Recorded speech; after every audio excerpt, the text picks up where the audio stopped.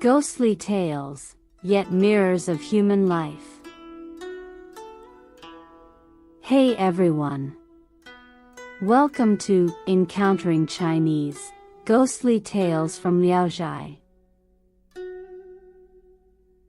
Today, I'm going to tell you a story called The Princess of West Lake.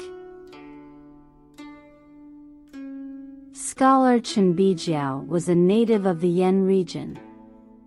From a young age, his family was impoverished. Upon reaching adulthood, he managed the paperwork for Deputy General Jia Wan. Once, while their boat was moored by Dongting Lake, they encountered a crocodile surfacing from the water. Jia Wan took his bow and arrow and shot the crocodile in the back. At that moment, a fish was biting the crocodile's tail and refused to let go, so it was captured together with the crocodile. After being dragged onto the boat, they were tied to the mast, barely alive. The crocodile's mouth was opening and closing, seemingly begging for rescue.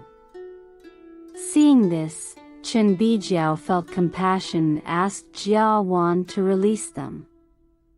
He happened to have an external medicine for treating wounds caused by knives and swords, and jokingly applied it to the crocodile's wound before releasing them back into the lake. They watched as the creatures swam, sometimes surfacing and sometimes submerging, until they disappeared into the water. More than a year later, Chen Bijiao was traveling north again and passed by Dongting Lake. A strong wind capsized his boat.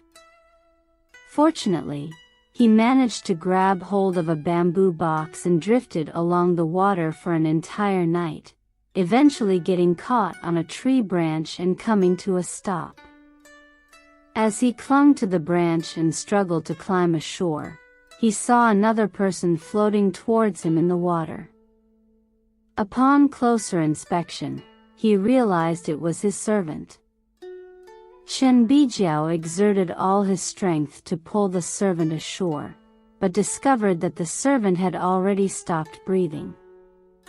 Overcome with sorrow and frustration, he could only sit by the servant's side and rest for a while.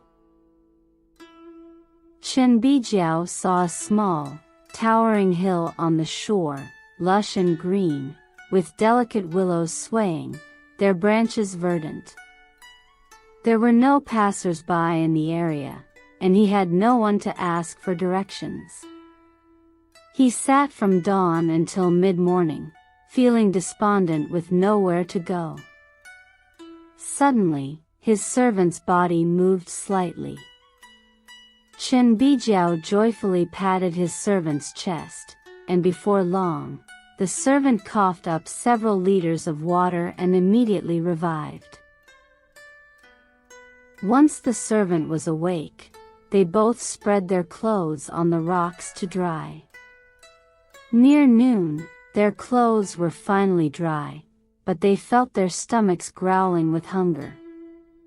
They decided to climb over the small hill and hurry forward, hoping to find a village. As they reached halfway up the hill, they heard the sound of arrows being fired.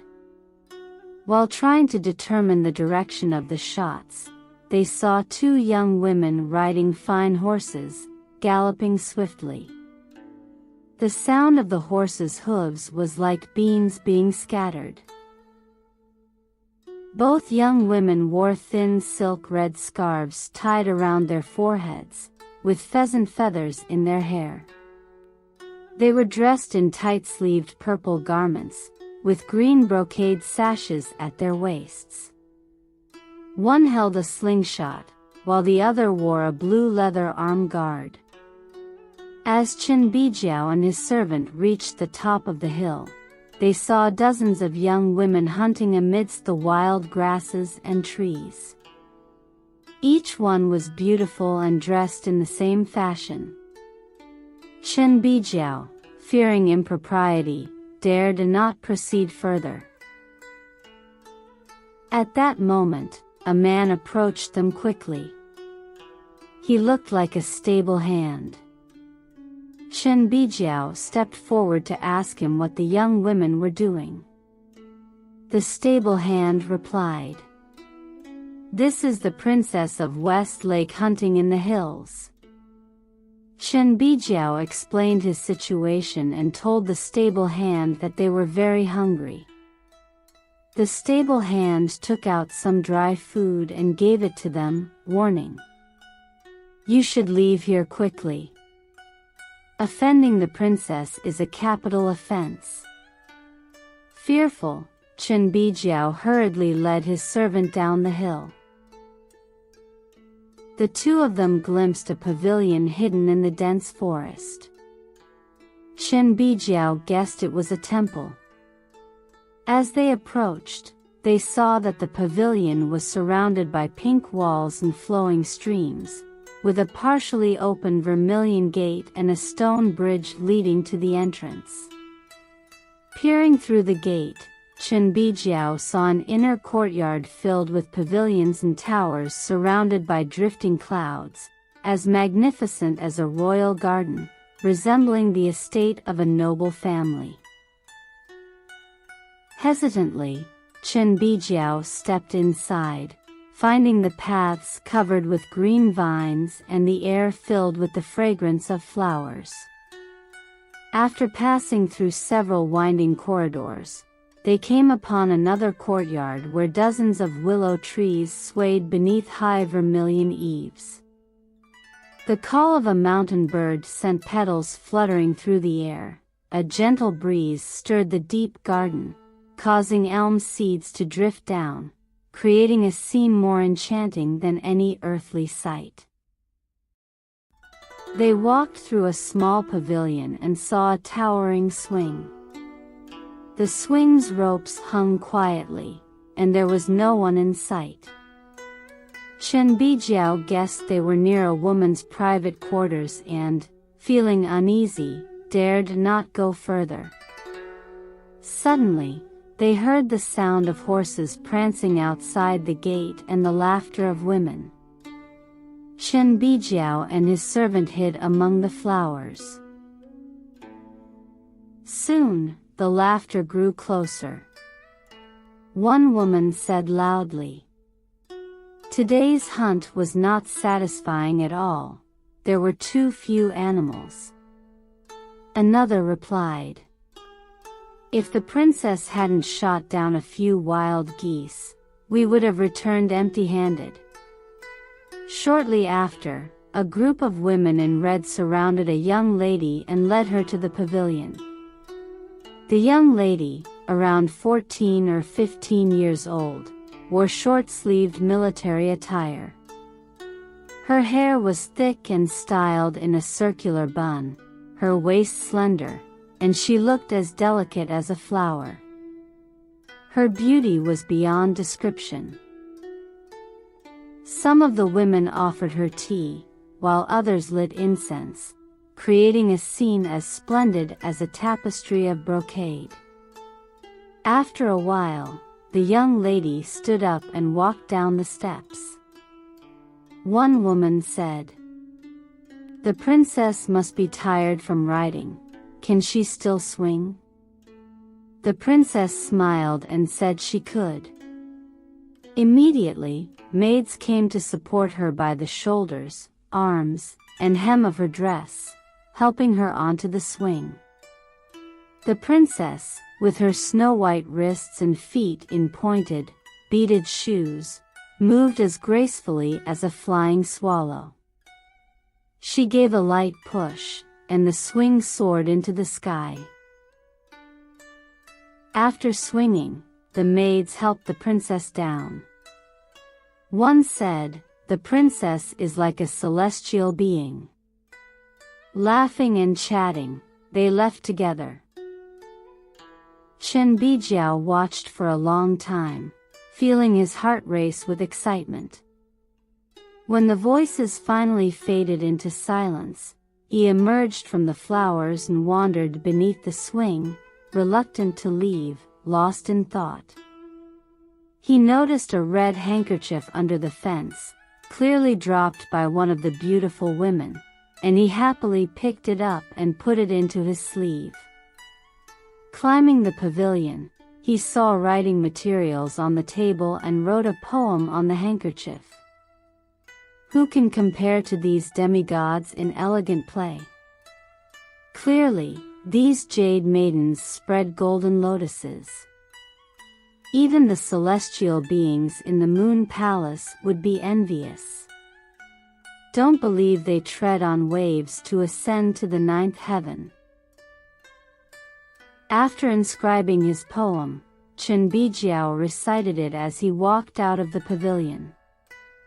He intended to retrace his steps, but found that all the gates were now locked. Chen Bijiao and his servant could only wander aimlessly in the garden, unable to find a way out.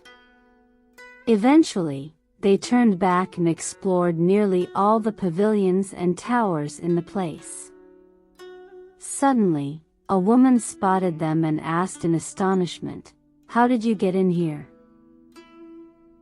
Chen Bijiao respectfully bowed and replied, "We lost our way and hope for your assistance." The woman asked, "Did you find a red handkerchief?" Chen Bijiao answered, "Yes, I did. But I have written on it. What should I do now?" He then produced the handkerchief. The woman was shocked and said, "You are doomed. The princess frequently uses this handkerchief, and now you have defaced it with your writing. What are we to do?" Chen Bijiao was terrified and pleaded with the woman to intercede on his behalf. The woman said, "You have already committed an unforgivable offense by spying on the women in the palace. Considering you are a refined scholar, I personally wish to spare your life, but now you have brought this calamity upon yourself. What can I do?" With that, she hurriedly left with the handkerchief. Chen Bijiao was left trembling with fear, regretting he had no wings to escape.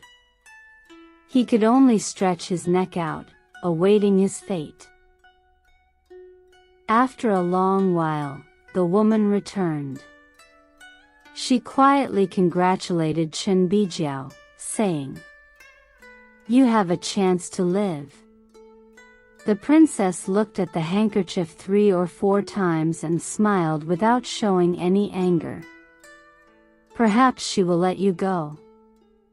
You should stay here patiently and avoid climbing trees or walls.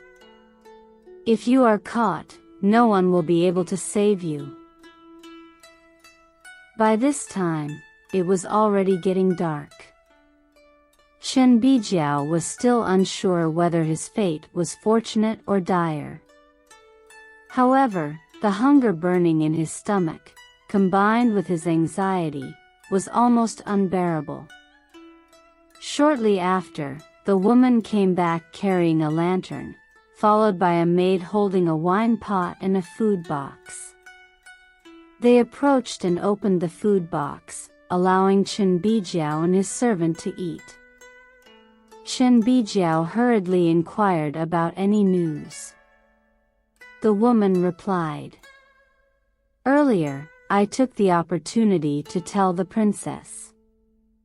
If you can forgive the scholar in the garden, I will release him, otherwise, he will soon starve to death."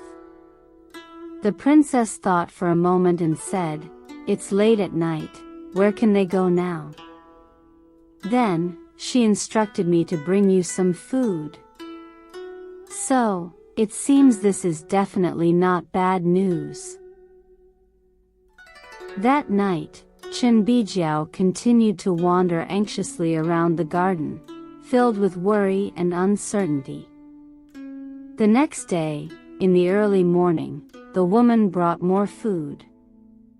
Chen Bijiao pleaded with her to speak on his behalf. she replied. The princess hasn't said she will kill you, but she also hasn't said she will release you.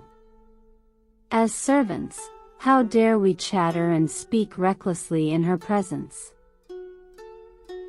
Later, as the sun was setting, Chen Bijiao was eagerly watching for any signs when the woman came running into the garden, out of breath.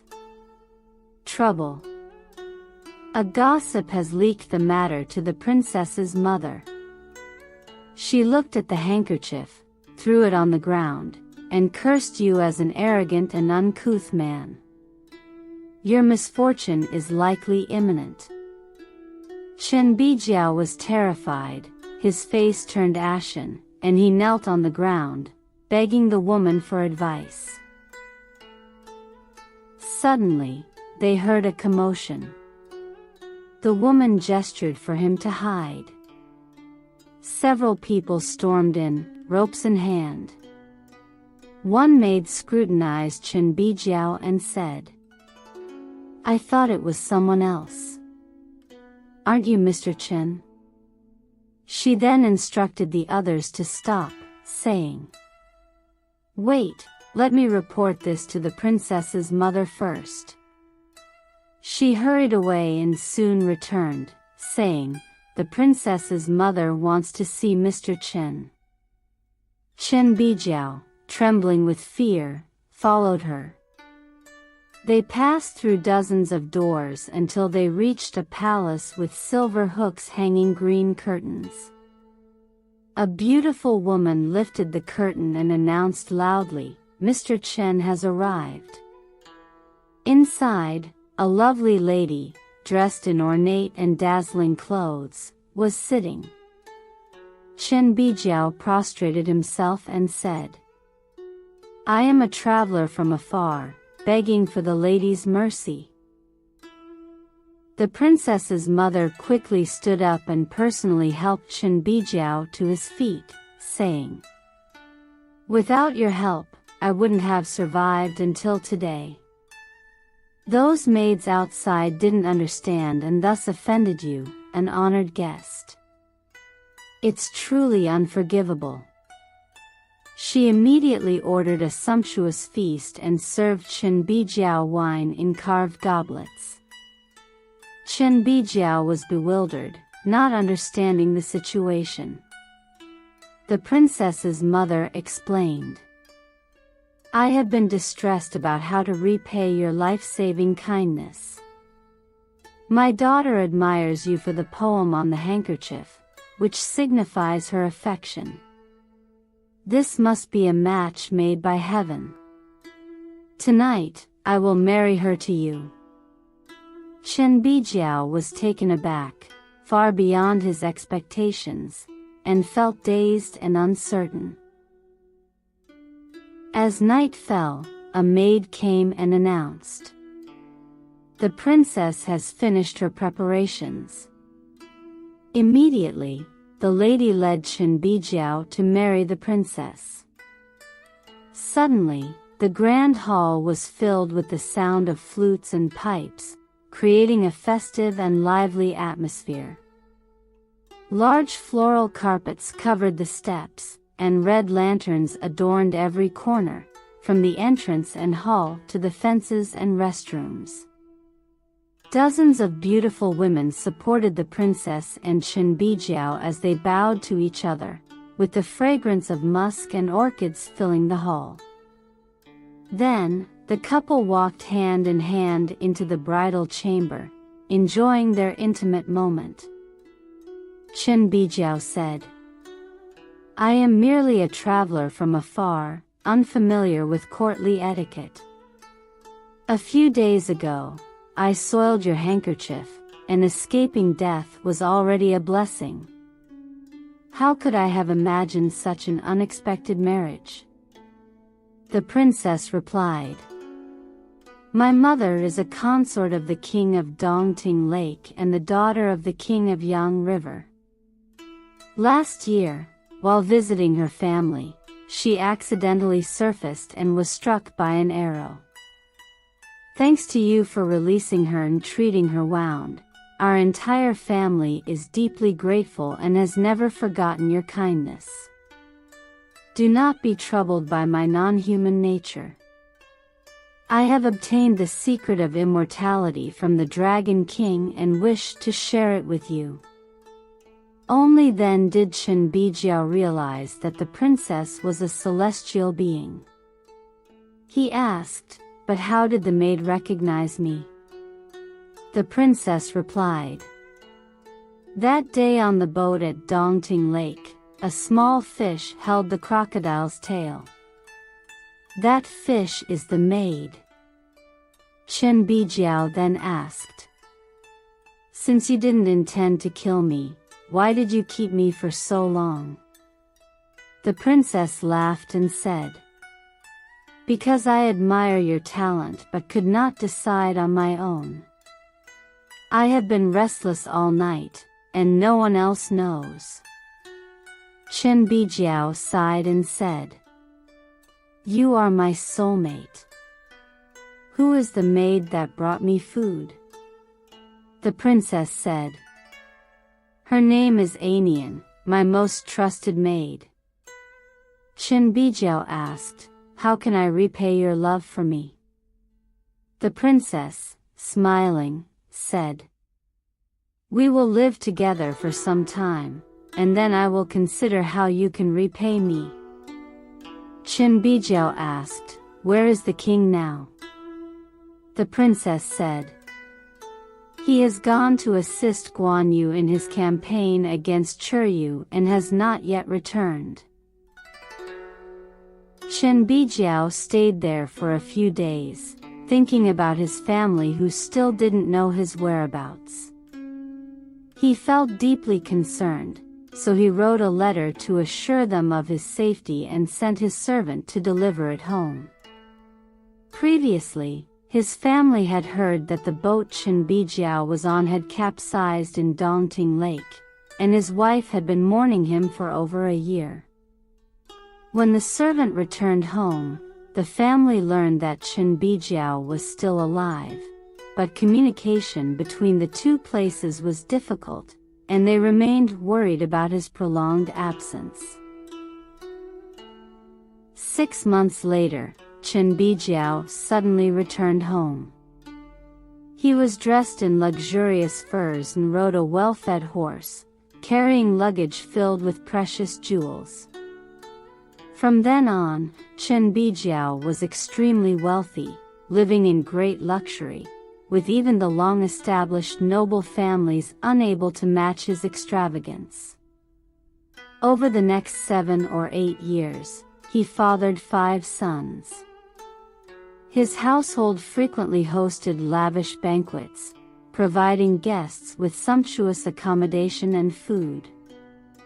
When people asked about his experiences, he openly shared everything with them. Chen Bijiao had a childhood friend named Liang Zijuan, who had been serving as an official in the south for over 10 years. On his way home, passing through Dongting Lake, Liang Zijuan saw a magnificent pleasure boat. The boat had carved railings, vermilion windows, and the cabin resonated with elegant and melodious music. The boat drifted slowly on the misty waters, with beautiful women occasionally opening windows to gaze out. As Liang Zijuan watched the boat closely, he saw a young man, hatless, with his legs crossed, sitting on the boat. Beside him was a beautiful girl, about 16 years old, massaging his shoulders with both hands. Liang Zijuan thought this must be a prominent official from the Chu region, but the man had very few attendants. As he scrutinized the man, Liang Zijuan realized it was his friend Chen Bijiao. Unable to contain himself, he leaned over the railing and shouted out. Chen Bijiao heard the call, stopped the boat, walked to the bow, and invited him aboard.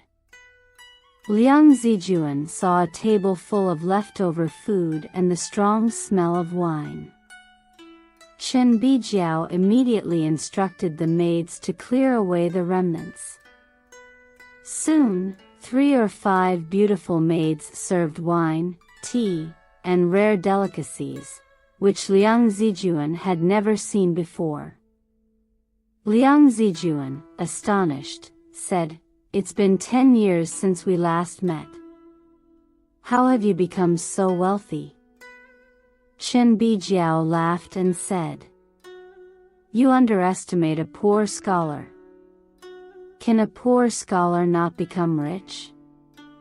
Liang Zijuan asked, "Who was drinking with you just now?" Chen Bijiao replied, "That was my wife." Liang Zijuan, still curious, asked, "Where are you going with your family?" Chen Bijiao answered, "We are heading west." Liang Zijuan wanted to ask more, but Chen Bijiao quickly instructed the maids to sing and entertain. As soon as he finished speaking, the music grew loud like thunder on a clear day, and the singing and instrumental sounds drowned out all other conversation. Seeing the beautiful women before him, Liang Zijuan, emboldened by the wine, loudly said, "Brother Bijiao, could you give me one of your maids?" Chen Bijiao laughed and said, "You are drunk. But here is enough money to buy a beautiful concubine. I can give this to you, my old friend." With that, he had a maid bring out a bright pearl and handed it to Liang Zijuan, saying, "You can easily buy a beautiful concubine with this, showing that I am not stingy with money." Subsequently, Liang Zijuan stood up to leave, saying, "I have a small matter to attend to urgently and cannot stay with my old friend for long." The servant escorted Liang Zijuan back to his boat. Then, he untied the mooring rope and sailed away. After Liang Zijuan returned home, he visited Chen Bijiao again and found him drinking with guests. This made him even more perplexed. He asked Chen Bijiao, "Not long ago, you were still on Dongting Lake. How did you return so quickly?" Chen Bijiao replied, "That never happened." So, Liang Zijuan described what he had seen on the boat. All the guests were astonished.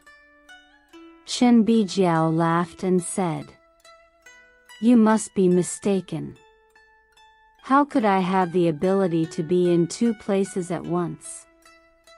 Everyone found it strange but could not understand the truth behind it. Later, Chen Bijiao lived to the age of 81 before passing away. On the day of his funeral, when people lifted his coffin, they found it unexpectedly light. Upon opening the coffin, they discovered it was empty. At the end of the story, the author provides this commentary. He says, "The bamboo box not sinking and the poem written on the red handkerchief were all under the influence of spirits and deities, but the most crucial factor was Chen Bijiao's compassion. As for the luxurious houses, beautiful rooms, wives, and concubines, it is inexplicable how Chen Bijiao could enjoy them in 2 places at once.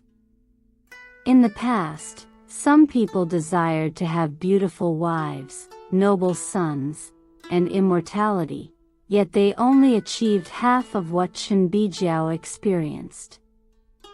Could it be that among the immortals, there are also those as wealthy and powerful as earthly emperors and generals?" Alright. That's all for today's ghostly tale, The Princess of West Lake.